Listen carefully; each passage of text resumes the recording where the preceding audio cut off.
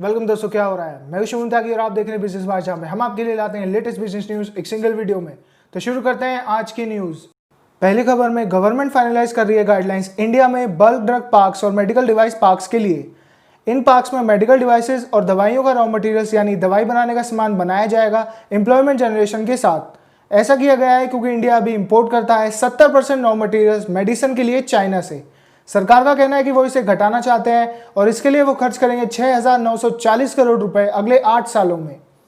अगली खबर में इंडिया ने रजिस्टर किया है ट्रेड सरप्लस 18 सालों में पहली बार पिछले महीने जून में। ट्रेड सरप्लस का मतलब है कि इंडिया ने किया है ज़्यादा सामान एक्सपोर्ट इंपोर्ट के मुकाबले पिछले महीने। कोरोना वायरस आउटब्रेक के बाद डोमेस्टिक डिमांड गिरने के कारण ऐसा हुआ है, जिसमें सबसे ज़्यादा क्रूड ऑयल यानी पेट्रोल और डीजल प्रोडक्ट्स 55.3% तक कम इंपोर्ट किए गए हैं भारत में पिछले साल जून के कंपैरिजन में। और साथ ही HSBC जो कि यूके बेस्ड एक बड़ा इंटरनेशनल बैंक है, उन्हें अप्रूवल मिल गया है अपनी ब्रांच खोलने के लिए गिफ्ट सिटी में। गिफ्ट सिटी गुजरात के गांधीनगर में बेस्ड इंडिया का पहला ऑपरेशनल स्मार्ट सिटी है, जो कि स्मार्ट सिटी के साथ साथ एक इंटरनेशनल फाइनेंशियल सर्विसेज सेंटर के रूप में डेवलप किया जा रहा है। साथ ही CIIT यानी ऑल इंडिया ट्रेडर्स बॉडी ने अपील करी है अपने अंदर आने वाली 40,000 ट्रेड एसोसिएशंस और 7 करोड़ मेंबर से चाइनीज राखियों का बॉयकॉट करने के लिए। हर साल इंडिया इंपोर्ट करता है चाइना से 4,000 करोड़ रुपए की राखियां और उसे बनाने के सामान। और एयर इंडिया जो कि सरकारी नेशनल कैरियर है इंडिया में, उन्होंने भेज दिया है अपने परमानेंट एम्प्लॉयज़ को लीव विदाउट पे पर 6 महीने से 2 साल के लिए। लॉकडाउन के कारण बहुत ज़्यादा नुकसान हुआ है इंडियन एयरलाइंस को, और एयर इंडिया का ये भी कहना है कि वो अपने 11,000 परमानेंट एम्प्लॉयज़ में से वर्कर्स को अगले 5 साल के लिए भी लीव विदाउट पे पर भेज सकते हैं। अगली खबर में UAE बनने जा रहा है पहला अरब कंट्री मार्स के लिए मिशन लॉन्च करने के लिए।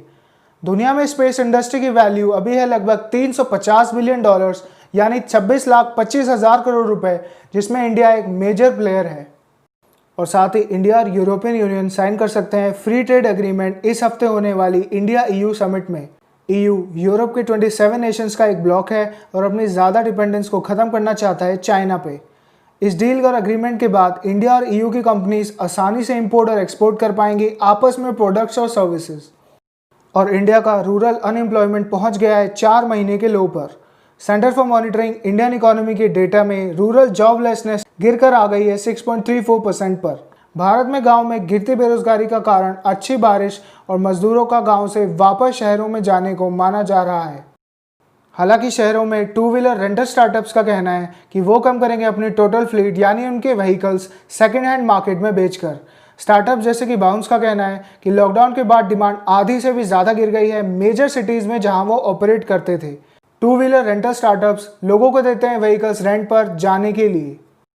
अगली खबर में अमेरिका के टॉप 3 बैंक्स यानी JP Morgan chase, Wells Fargo और सिटी ग्रुप का कहना है कि वो सेट असाइड करेंगे $30 बिलियन कोरोना वायरस के कारण बढ़ते हुए बैड लोन्स के लिए। लॉकडाउन के बाद लाखों लोगों की जॉब्स चली गई हैं और कई स्मॉल बिजनेसेस भी बंद हो गए हैं यूनाइटेड स्टेट्स के अंदर, जिसके कारण उनके काफ़ी लोन्स फंस गए हैं।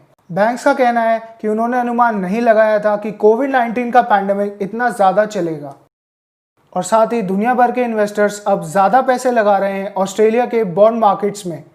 ऐसा हुआ है क्योंकि कोरोना वायरस के कारण गिरती हुई इकोनॉमी को बचाने के लिए ऑस्ट्रेलियन गवर्नमेंट बहुत कम रेट्स पर बॉन्ड ऑफर कर रही है ज़्यादा यील्ड के साथ। साथ ही ITC होटल्स जो लग्जरी होटल चेन्स चलाते हैं, उन्होंने भी पार्टनर कर लिया है जोमेटो के साथ। पैंडेमिक के कारण डाइनिंग सेल्स बहुत ज़्यादा कम हो गई हैं इन होटल्स की, और इससे पहले द ओबरॉय, हयात और मैरियट जैसे होटल्स ने भी जोमेटो और स्विगी के साथ पार्टनर किया था अपनी सेल्स को बढ़ाने के लिए। और बर्मन फैमिली जो ओन करती है डाबर को, उन्होंने स्टेक ले ली है एवररेडी इंडस्ट्रीज़ में 8.48%। एवररेडी इंडस्ट्रीज़ इंडिया में बनाती है batteries, flash lights, packet T और लाइटिंग प्रोडक्ट्स। अगली खबर में रिलायंस की AGM यानी एनुअल जनरल मीटिंग में काफ़ी प्रोडक्ट्स एंड सर्विसेज लॉन्च किए गए हैं, जिनके बारे में आपने सुना ही होगा। इसमें mix reality glasses with built in audio, Reliance Jio TV plus जिसमें सारे OTT प्लेटफॉर्म्स का सब्सक्रिप्शन आपको मिलेगा, और 5G लॉन्च इंडिया में अगले साल के बारे में अनाउंसमेंट की गई है। हालांकि मेजर खबर में AGM के अंदर रिलायंस वालों का कहना है कि वो अपने कार्बन एमिशंस को ज़ीरो कर देंगे 2035 तक।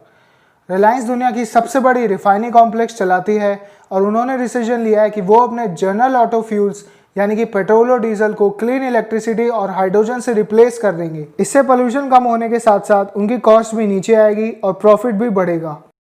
और साथ ही गूगल ने कहा है कि वो इन्वेस्ट करेंगे $10 बिलियन, लगभग 75,000 करोड़ रुपए अगले 5 से 7 साल में इंडिया के अंदर।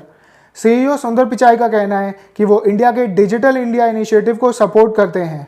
टेक कंपनीज ने काफ़ी इन्वेस्टमेंट किया है इंडिया में हाल ही में, जिसमें फेसबुक, क्वालकॉम और इंटेल ने कंबाइंड इन्वेस्टमेंट किया है $16 बिलियन का इंडिया में डिजिटल सर्विसेज के लिए।